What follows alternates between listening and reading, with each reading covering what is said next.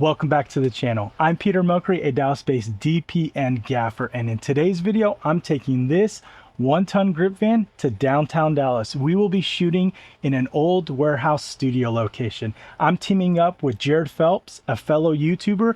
I'm going to take you behind the scenes and show you the setup of my lighting breakdowns, and a lot of great BTS. Be sure to stick around to the end because you never know what's going to happen. Let's get into it. Just because I'm bringing out the van does not mean it is a big production. This was actually a very lean crew, and I was the only one handling the grip and lighting. Now, I was tasked with lighting some B-roll and also some interviews.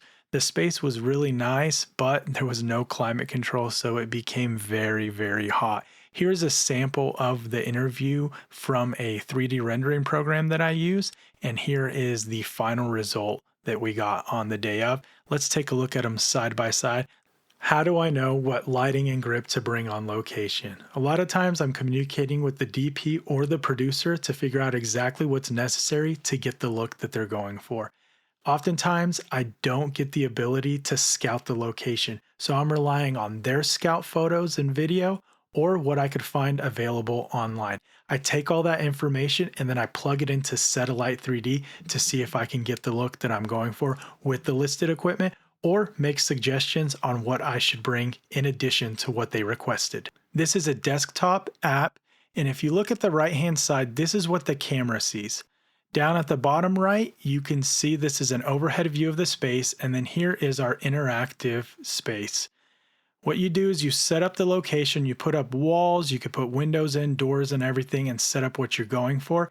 And I knew that I was going to want a big key light, so I went with a big light. Now I don't have the ability to have a 150 dome, which is what I landed on in the end, but I have a 6x6 frame here.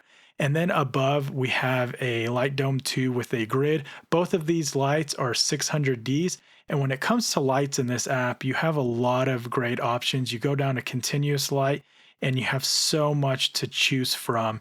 You have tubes, you have practicals, you have panel lights, you have RE lights, and there are a bunch of aperture lights and just different things that you can use. Now, you don't have every single light possible, so you just have to get creative sometimes. And that's where I came into a situation where I didn't have a spotlight. So on the back here, where I put this light, I ended up using a flash that was the same output of what I would have.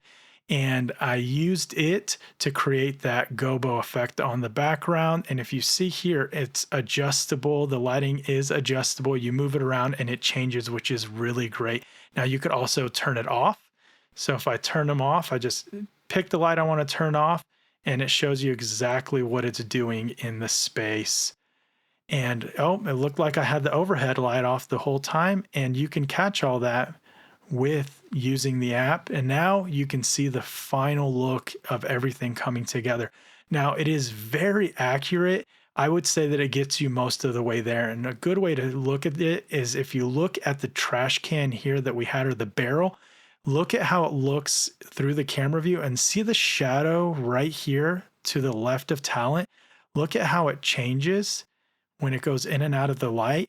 What's also cool is if I do a side-by-side right now, you can see that shadow is actually in the place of the final shot that we got on location.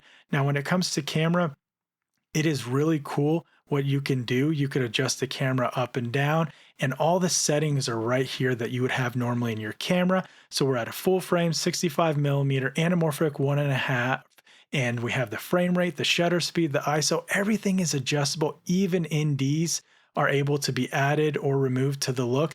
And then you'll know, do I have enough output with my lights? Because you can actually adjust the output of the lights themselves, and you could move them up and down, rotate them, add as many as you want. And I did have a window in the space that was letting a diffused source in, and I made sure to also add that in so I have my ambience, because without that, you see how dark it is?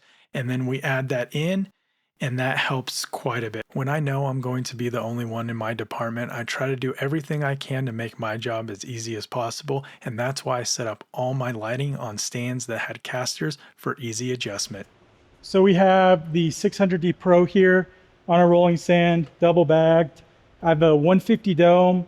I'm setting it up now, putting the grid on it. So we have some control of the light. I'm gonna show a little trick that I like to do with this 150. A lot of you guys may already do this, but this thing gets really heavy really quick. I like to flip it down, and then I remove the head from the stand, bring the head in,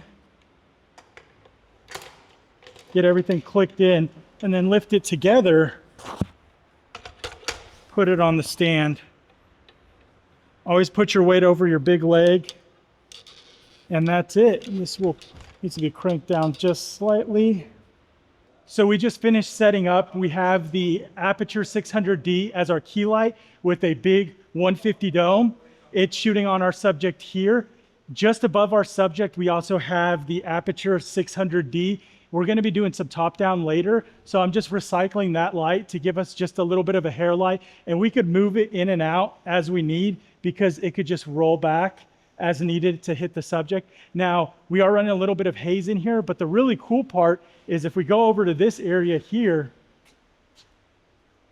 you'll notice we have a light coming in through this window, and it's actually a 300D with a 26-degree spotlight, and it is raking light all the way back here and looks really nice. Oh, there's stuff everywhere. That's the look we were going for. Jared dolled this up with all kinds of just industrial looking stuff, but we're getting a good splash of light on the background coming in from that window over there, and it looks great. So we're hazing it up, and then our next setup will be some top down light or something else. But yeah, that's our setup. Maybe we could cut to some examples of how it looks. Jared was also running double duty. He was directing and he was the DP. For the A-cam, we had the FX6 with Blazar anamorphic primes. Now with this space, there was a lot of ambient light. We could control quite a bit, but we had those frosted windows on the left-hand side of the subject. So that's why we landed on the key on the left-hand side, so we could carry that natural light. And that's something that's really important. Unless you could eliminate all the light in a space, you want to use whatever's there and kind of keep pushing it and take advantage of it already being there.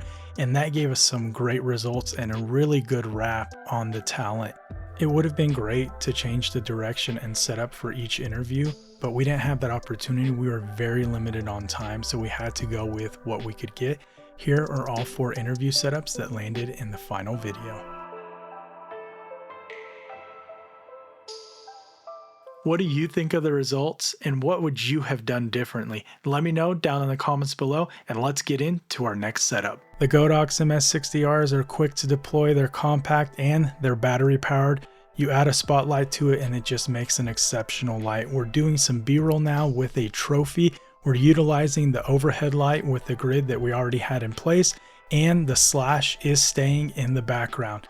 Now we are introducing a bit of haze to give us some atmosphere. When running anamorphics, how could you not lean in to some amazing flares? And we really took advantage of that. The spotlights were blasting and it gave us great results. If you want to check out the full documentary, it's already been released. I'll link it down in the description. I'll also drop a link for Satellite 3D. It's an affiliate link, so if you click it, you support the channel. I want to thank everyone that comments on these videos, giving us some great feedback. If you haven't had a chance to comment on a video, give us a comment down below and let us know where you're located. Thank you so much, and as always, YouTube says, click some of this random stuff. They say like subscribe, like, I don't know what they're talking about, but they say I should encourage you to do it. Whatever. Oh, and if you want to see who was on this shoot, you can see their IG right here. That's it.